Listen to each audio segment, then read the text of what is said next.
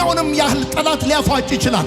የትኛውንም ያህል ጠላት ማዕበል ሊያስነሳ ይችላል። የማዕበሉ ጌታ፣ የንፋሱ ጌታ፣ ያውሎ ንፋሱ ጌታ፣ ባህርን የሚከፍል ፍጥረትን የሚያዝ አምላክ ከኔ ጋር ነው። እሻገረዋለሁ የሚል ሰው ካለ አሜን ይባል። እሻገረዋለሁ የሚል ሰው ካለ አሜን ይባል። እሻገረዋለሁ የሚል ሰው ካለ አሜን ይባል። አልፈዋለሁ የሚል ሰው ካለ አሜን ይባል። ይሄን ጨለማ ታልፈዋለህ፣ ይሄን ችግር ታልፈዋለህ፣ ይሄን ተግዳሮት ታልፈዋለህ፣ ይሄን ፈተና ታልፈዋለህ፣ ይሄን ብቸኝነት፣ ይሄን ማጣት ታልፈዋለህ። ለአንድ ሰው መልእክት እግዚአብሔር እንዳለው አምናለሁ። እግዚአብሔር እንደዚህ ይልሃል፣ ይሄንን መሰናክል አንድ በአንድ ታልፈዋለህ። አልፈ ለምስጋና ትቆማለህ። ሁሉ በሰላም በደህና ደረሱ ተብሎ እንደተጻፈ እግዚአብሔር ወዳየላችሁ፣ ወደ ነገራችሁ፣ ወደ ሰማችሁት ወደዛ ወደ እረፍትና ወደ በረከታችሁ መሻገር ይሆንላችሁ። እስከሚያልፍ ድረስ ጠላቶቻቸው እንደ ድንጋይ ዝም አሉ ተብሎ እንደተጻፈ የረበሻችሁ ማዕበል ዛሬ ጸጥ ይላል። በቤትና በውጪ በአደባባይና በሚስጥር ሕይወታችሁን እያወከ ያለ ከእግዚአብሔር ዘንድ ያልሆነ ማዕበል በጌታ በኢየሱስም እንደ ድንጋይ ዝም ይላል። እንደ ድንጋይ ዝም ይላል። አሜን የሚል ሰው ካለ ዛሬ አንድ ሰው መሻገር ይሆንለታል፣ ማለፍ ይሆንለታል። ሐዋርያት ሥራ መጽሐፍ ምዕራፍ 27 ቁጥር 42 እንደዚህ ያነባለሁ። ወታደሮቹም ከእስረኞች ማንም ዋኝቶ ለማምለጥ ቢሞክር ለመግደል ተስማሙ። የመቶ አለቃው ግን ጳውሎስ እንዲተርፍ ስለፈለገ ያሰቡትን እንዳይፈጽሙ ከለከላቸው። መዋኘት የሚችሉ ከመርከብ እየዘለሉ አስቀድመው ከባህር ወደ ምድር እንዲወጡ፣ የተቀሩት ደግሞ በሳንቃዎች ወይም በመርከቡ ስብርባሪ እየተንጠላጠሉ እንዲወጡ አዘዘ። በዚህ መንገድ ሁሉም በደህና ወደ ምድር ደረሱ። ቀኝ እጃችሁን ከፍ አድርጉ። እግዚአብሔር ሆይ አመሰግንሃለሁ፣ ቃልህን እወደዋለሁ፣ ካንተም እማራለሁ። የበዛ ሰላም፣ የማይወሰድ ደስታ፣ የድል ሕይወት ዛሬም ነገም ለዘላለም አለኝ። አሜን። በመጽሐፍ ቅዱሳችን ውስጥ የታለፉ ሶስት ዋና ዋና ማዕበሎችን ትመለከታላችሁ። በተለይም ደግሞ ከዘፍጥረት እስከ ዮሐንስ ራእይ በምታጠኑ ጊዜ የእግዚአብሔር ማዳን፣ ደግነት፣ ደራሽነት እግዚአብሔር አምላክ ባለቀ በተጠናቀቀ ሰዓት ጫወታውን ቀይሮ ውርደትን በክብር እንደዚሁም ደግሞ ሞትን በሕይወት ሲቀይር ብዙ ምዕራፎች ላይ በመጽሐፍ ቅዱሳችን ውስጥ ትመለከታላችሁ። በተለያየ የሕይወት ማዕበል፣ በተለያየ የሕይወት ጥያቄ፣ የሕይወት ችግር ውስጥ ያላችሁ ሰዎች ከእግዚአብሔር ዘንድ የመጽናናት መልእክት እንደሚሆንላችሁ በማመን አካፍላችኋለሁ። በመግቢያ ላይ እንደነገርኳችሁ በመጽሐፍ ቅዱሳችን ውስጥ ሶስት ዋና ዋና የታለፉ ማዕበሎችን ትመለከታላችሁ። የመጀመሪያው የዮናስ ማዕበል ነው። የዮናስ ማዕበል ባለመታዘዝ ምክንያት የተከሰተ ማዕበል እንደነበረ ትንቢተ ዮናስ መጽሐፍ ምዕራፍ 1 ከቁጥር 4 እስከ 16 ስታነቡ ትመለከታላችሁ። ይህንንም ደግሞ ልክ ዮናስ ወደ ጥሪውና ወደ እግዚአብሔር ዓላማ ሲመለስ እግዚአብሔር ማዕበሉን እንዳቆመለት የእግዚአብሔር ቃል ይናገራል።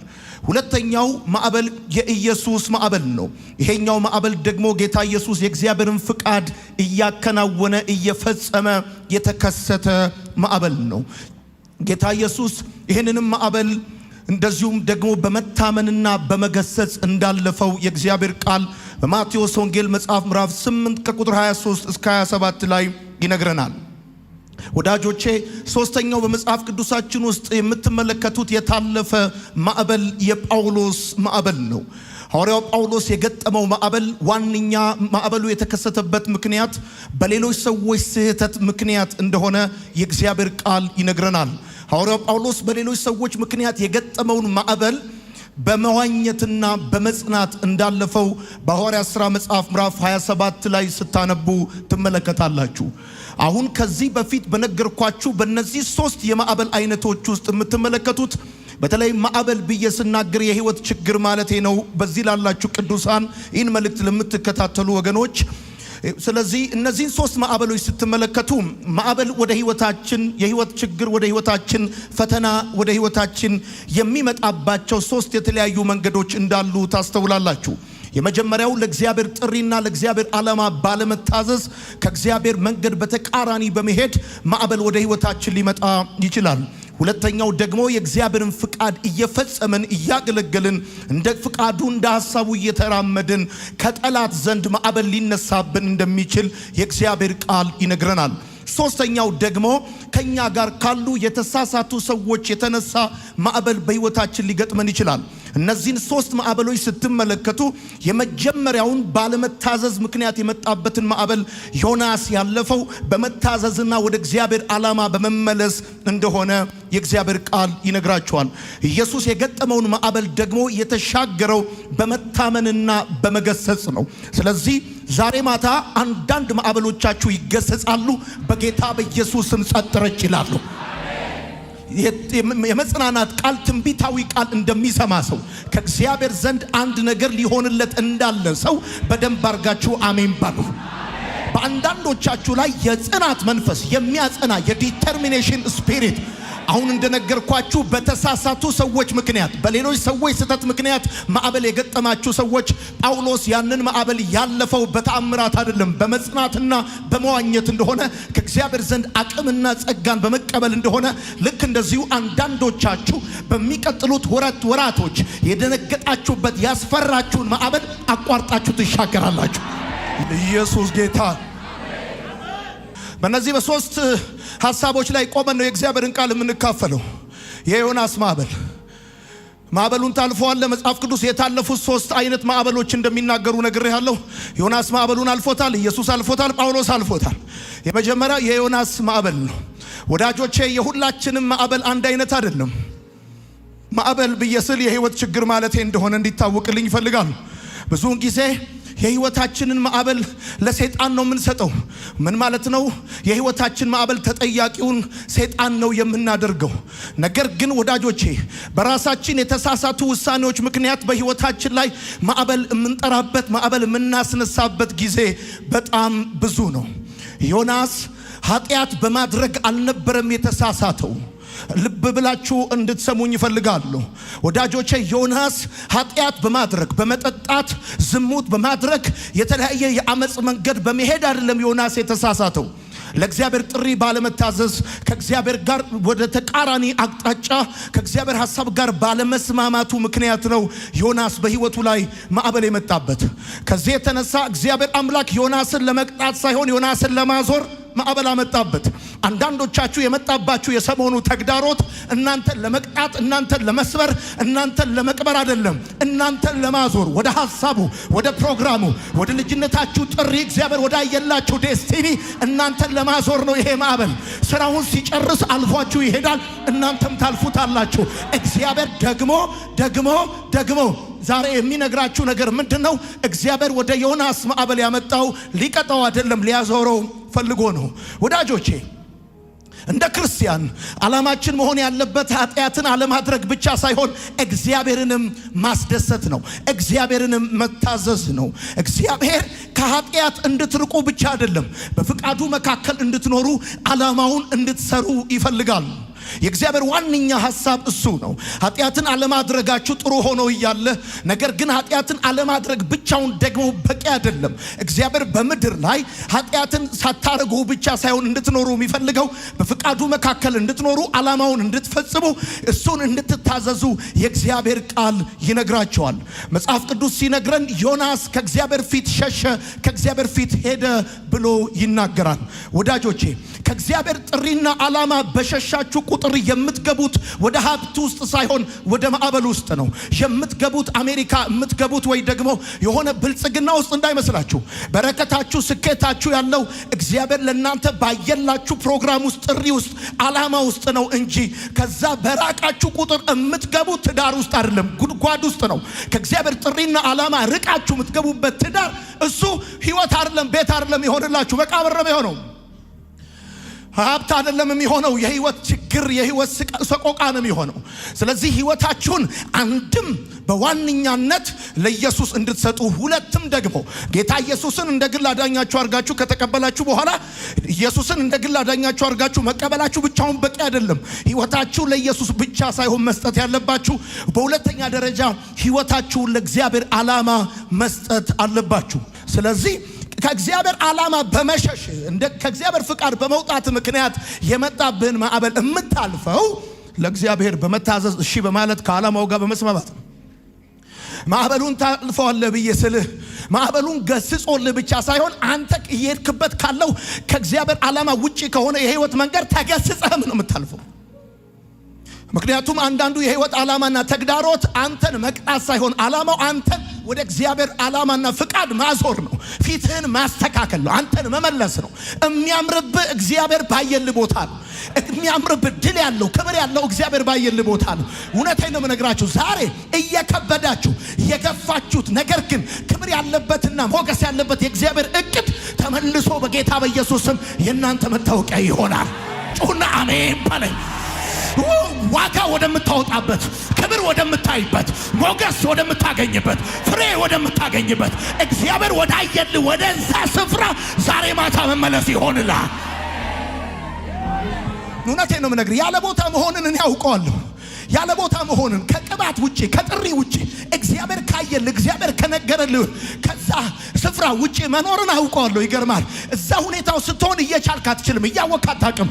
ብዙ ነገር እግዚአብሔር በአንተ ሊሰራ እየፈለገ ለሌላው ሰው ቀላል ነገር ለአንተ ከባድ ይሆናል። ዛሬ ግን ነግርሃለሁ፣ ወደ ቦታ ትመለሳለህ። ህይወት ይቀላል፣ ስራ ይቀላል። በቃ ማወቅ አለባችሁ።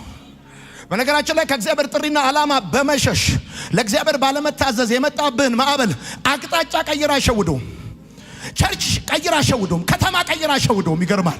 ይከተላል። የትም ግባ፣ ለምን የፈለክበት አገባብ እየተከተለ ይመጣል። አንተ ጋር እንድትሰራ፣ እንድታገለግል፣ እንድታስተምር፣ የእግዚአብሔርን ዓላማ እንድትፈጽም፣ ድሆችን እንድትረዳ፣ ህፃናትን እንድታሳድግ፣ ብዙ ሰዎችን አቅም ጉልበት እንድትሆን እግዚአብሔር በአንተ ላይ ፕሮግራም ካስቀመጠ አንተ እሱን ስትሸሽ፣ አላስተምርም ብለህ ስትሸሽ፣ አላገለግልም ብለህ ስትሸሽ አይተውህም። የገባህበት እየተከታተለ ወደ ዓላማው እስክትዞር ድረስ በር ይዘጋብሃል። አሁን ያለ አማራጭ አንድ ጉዳይ ነው። ለምን መጣ እዚህ ቤት ዛሬ? ለምን መጣ እዚህ ቤት ዛሬ? ለምን መጣ እዚህ ቤት ዛሬ? እኔ ግን አንድ ነገር አውቃለሁ። እውነቴን ነው። በአጋጣሚ አይደለም የተወለድከው፣ በእግዚአብሔር ፕሮግራም ነው የተወለድከው። አንተ የሁለት ሰዎች ስህተት ውጤት አይደለህም፣ የእግዚአብሔር ፕሮግራም ውጤት ነህ። በቅርብ ጊዜ አንድ ነገር አያለሁ። ራእይህን ወልደህ በጌታ በኢየሱስም ታየዋለህ። እግዚአብሔር ያየልህን ነገር አይተኸው በኢየሱስም ማየት ይሆንልኛል። ረገጥ አርግና አሜን በል። ማዕበሉ ይታለፋል ወዳጄ። ማዕበሉ ግን የሚታለፈው ከእግዚአብሔር ዓላማ ጋር በመስማማት ነው። ማዕበሉ የሚታለፈው ለእግዚአብሔር ጥሪ በመታዘዝ ነው። ማዕበሉ የሚታለፈው ከእግዚአብሔር ጋር በመስማማት ወደ እግዚአብሔር በመጠጋት ነው። በመሸሽ አይደለም። ይገርማል። በመሸሽ አይደለም። ሁለተኛው የኢየሱስ ማዕበል ብላችሁ ጻፉ ወዳጆቼ። በመግቢያ ላይ እንደነገርኳችሁ የኢየሱስ ማዕበል ጌታ ኢየሱስ የእግዚአብሔርን ፍቃድ እየፈጸመ የተከሰተ ማዕበል ነው። በዚህ ጊዜ ጌታ ኢየሱስ ክርስቶስ ደቀ መዛሙርቱን ከጀልባው ላይ መጣል አላስፈልገውም። የአገሬ ልጆች፣ ትንሽ እምነት በማዕበል ውስጥ ትደነግጣለች፣ ትልቅ እምነት ግን በማዕበል ውስጥ ይተኛል። በእግዚአብሔር ፍቃድ ውስጥ ሆናችሁ ወደ እናንተ የሚመጣውን ማዕበል በተመለከተ መፍራትና መደንገጥ የለባችሁ። ማዕበሉ ማናገር ነው ያለባችሁ። እርምጃችሁ፣ ሐሳባችሁ፣ የህይወት መንገዳችሁ እንደ እግዚአብሔር ፍቃድ እስከሆነ ድረስ ማዕበል አይመጣም አይባልም። ሊመጣ ይችላል። ከእግዚአብሔር ፍቃድ ጋር ተስማምታችሁ እየተጓዛችሁ ሳለ ከሚመጣው ማዕበል የተነሳ መፍራትና መደንገጥ የለባችሁም። እንደውም ማዕበሉን ማናገርን ያለባችሁ። ለምን? ክርስቲያን ከሆናችሁ ተራራውንና ማዕበሉን የማናገር ስልጣን አላችሁ። ነገር ግን ማዕበሉን ማናገር የሚችሉ፣ ከማዕበሉ ጋር መነጋገር የሚችሉ፣ በማዕበል ውስጥ መተኛት የሚችሉ ሰዎች ብቻ ናቸው። በማዕበል ውስጥ የምትተኛው ግዴለሽ ስለሆንክ አይደለም፣ ጌታ ስላለክ ነው፣ እምነት ስላለክ ነው፣ አዳኝ ስላለክ ነው። ከእግዚአብሔር ፍቃድ ጋር ተስማምተ እየሄድክ ባለህበት መንገድ ላይ ማዕበል ሊመጣ ይችላል፣ ተግዳሮት ሊመጣ ይችላል። ይሄን የመጣውን ተግዳሮትና ማዕበል የህይወት ፈተና ፈርተ ደንግጠ መሸሽ የለብህም። ለዚህ ነው ጌታ ኢየሱስ የገጠመውን ማዕበል በመታመንና በመገሰጽ ነው ያለፈው ያልኩ። ሰይጣን ማዕበል ይፈጥራል፣ እግዚአብሔር ደግሞ አእምሮን የሚያልፍ ሰላም ይፈጥራል። እንዴት ሰላማዊ እንደሆንክ አታውቅም፣ ግን ብቻ ሰላማዊ ነህ። እንዴት መልስ እንደሚመጣ አታውቅም፣ ግን ደግሞ መልስ እንደሚመጣ ታውቃለህ። ቤት አቅጣጫ እንደሚመጣ አታውቅም። ከእግዚአብሔር ፍቃድና ዓላማ ጋር እየተጓዝክ የሚመጣውን ማዕበል ስፍራ ለቀ አሳልፈዋለሁ ልትል አይገባም።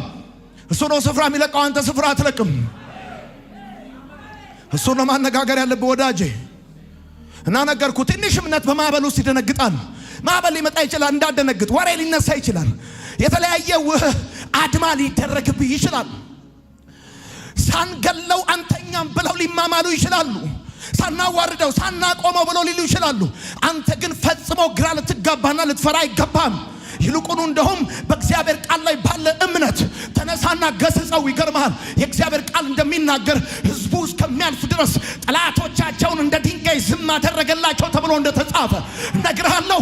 እግዚአብሔር ወዳየልህ ወደዛ ዴስቲኒ እስክታልፍ ድረስ አንደበቱን አንተ ላይ የሚያላቅቅ እግዚአብሔር እንደ ድንጋይ ዝም ያደርገዋል። አታልፍም የሚል እንደ ድንጋይ ዝም ይላል። ትዋረዳለህ የሚል እንደ ድንጋይ ዝም ይላል። አንተ ለቀቅ አድርግና ረገጥ አድርግና አሜን በል። ዛሬ ማታ ከእግዚአብሔር ዘንድ አንድ ተግሳጽ አንድ ግሳጼ በማዕበሉ ላይ ይነሳል። ጸጥ ረጭ ይላል የሚል ሰው ካለ አሜን ይበል። ኢየሱስም በመካከላቸው አልፎ ሄደ ተብሎ እንደተጻፈ ሊገሉት ፈልገው ነበረ፣ ነገር ግን አልፎ ሄደ ተብሎ እንደተጻፈ ዛሬ እነግርሃለሁ። ብዙ ነገር እንድትሆን የሚፈልግ ሰው ሊኖር ይችላል። አይናቸው እያየ አልፈ መሄድ ይሆንልሃል።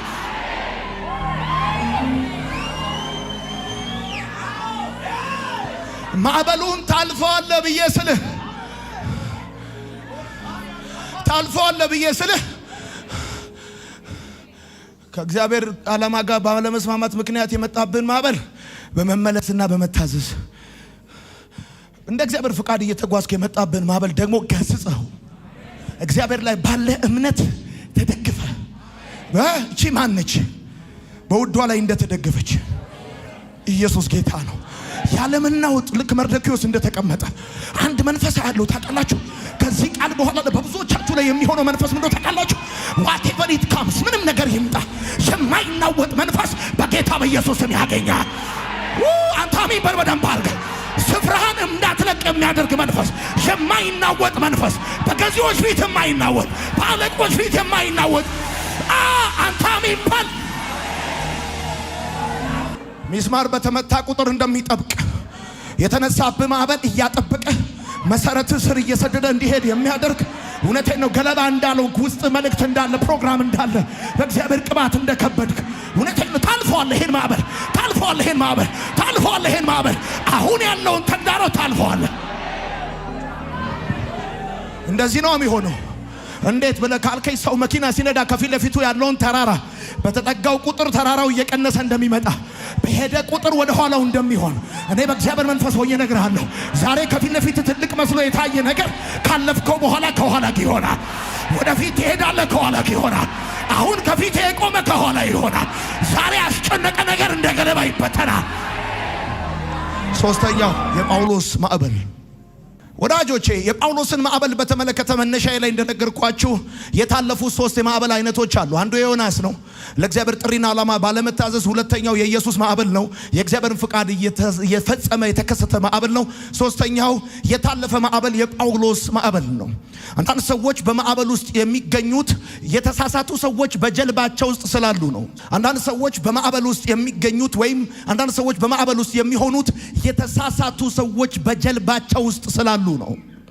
ከሰዎች ስህተት የተነሳ የምትገቡበት ማዕበል አለ።